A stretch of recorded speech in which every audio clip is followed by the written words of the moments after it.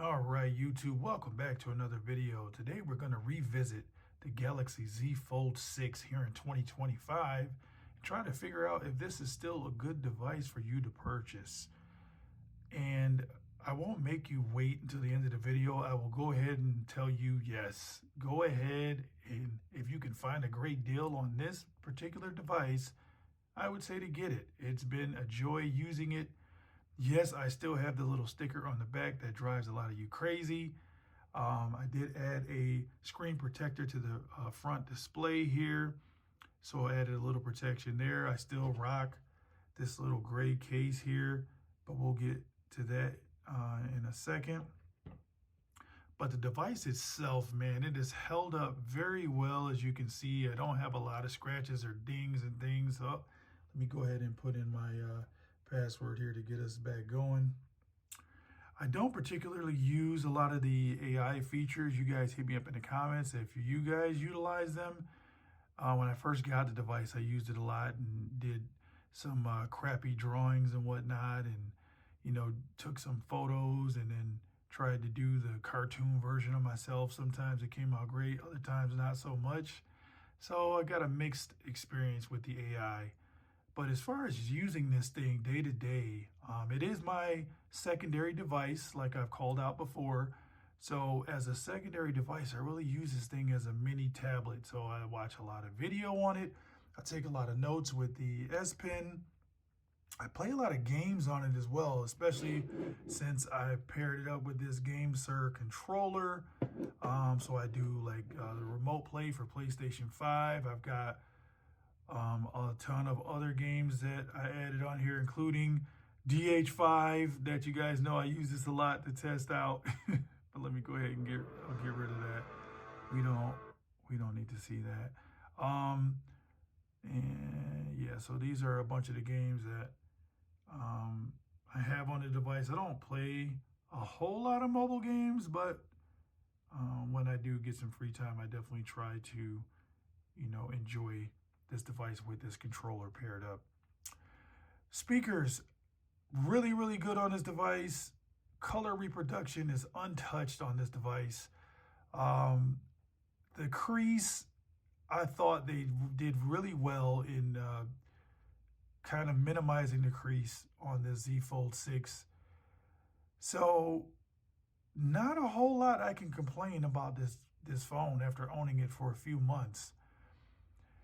The outer display is a love-hate relationship. Sometimes I love it because it gives me the convenience of the one-handed use. Sometimes I hate it because sometimes I just want to use it as a regular phone. But I've learned to live with it, and really I'm not going to complain about it much. Now, it's 2025. There are other phones getting ready to be released. The OnePlus Open 2 is going to be a direct competitor. I've seen some renders where it's thinner, but it still looks to have that huge camera hump on the back, which I'm not a fan of. So I don't know if that device is really going to make me want to trade in my Z Fold 6. There are rumors of the Z Fold 7. There are rumors of the Tri-Fold G Fold or Z Fold G. I don't know what they're going to call it. I think I would be more interested in that device because overall, and my dream device is going to be a tablet that folds down into a phone. You guys that have been following me for years, you know that the Tab S6, I always bring it up because I love that device. I just wish they would have kept that same thin tablet and just, gave it a better screen like the 120 hertz. It would have been perfect.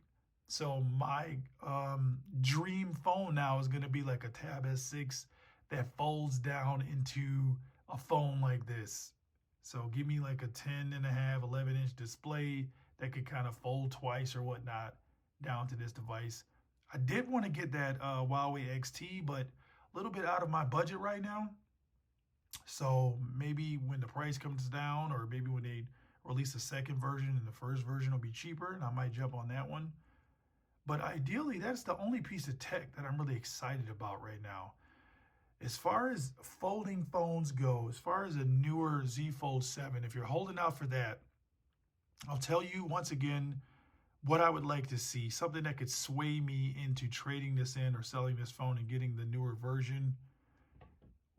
This case here, I would love if they could somehow produce an OEM case. I know there's, some alternatives on Amazon. I don't want that. I want an OEM case that can somehow, obviously with a thinner S Pen, but give me a way to store my S Pen on the case, the thinner S Pen, Bluetooth with a kickstand. All right, you can get rid of this little holder thing here if you have to. I don't really need that.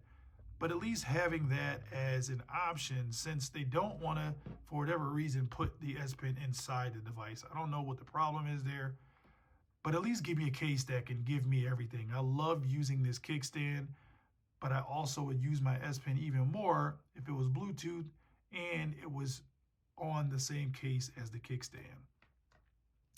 Now, give us the best cameras available, all right? 200 megapixel, whatever it's going to be. I just think at that price point, you got to give us the best cameras. Do something. You took away the little flimsy case that it used to come with when it was first the very first Fold. You took away the charging adapter. You took away the buds.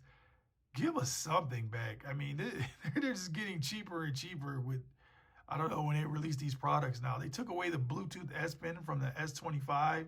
You guys hit me in the comments if you're upset about that. I thought that was a bad move, but you guys let me know how you feel about it. But I just don't want to see things continue to get removed from these devices. If anything, with the prices going up, they should really start to package other things in with the device.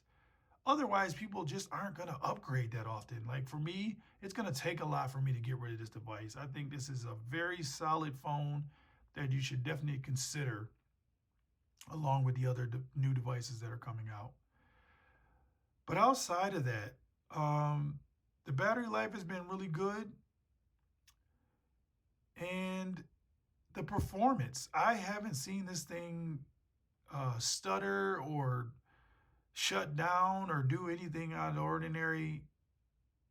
I have full confidence in this being someone's daily driver. Even though it's my secondary device, if I wasn't so deeply rooted into the Apple ecosystem, if my family, my wife and my daughter, if they didn't have iPhones, this could easily be my daily driver without hesitation.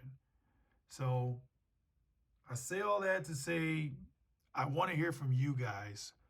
What will it take to get you on board with either this phone or a different foldable? I think we're getting ready to see a slew of new foldables this year. But again, just making a phone thinner is really not going to make me want to trade mine in. So I'm curious to see what they're going to bring to the forefront for 2025. But either way, I still recommend this phone. Hit me up in the comments if you have any questions. And until the next one, peace.